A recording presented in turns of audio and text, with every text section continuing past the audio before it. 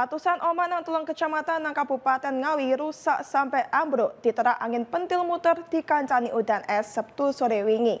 Kaono korban nyawa tapi toroke korban dipedek nyanda atusan yuto repes. Ya ampun.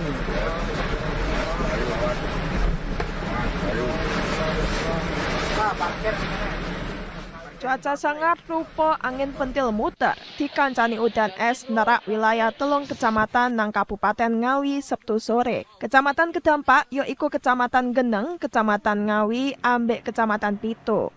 Warga gopoh pola angin kebes barek muter iku ngerusak atusan omah karo bangunan ambek ngerubuhno wit-witan. Nang desa Klitik, Kecamatan Geneng, ono 90 omahe warga sing rusak. Rata-rata genteng utawa payone rontok disapu angin pentil muter. Malah ono bangunan joglone rumah makan sing ambruk gak ketok wujude maneh. Jare warga angin pentil muter melaku teka kulon terus ngerusak omah-omahe warga.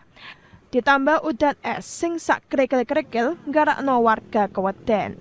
Sabtu isuk mau warga mulai ngevakuasi barek dandani omah utawa bangunan sing rusak.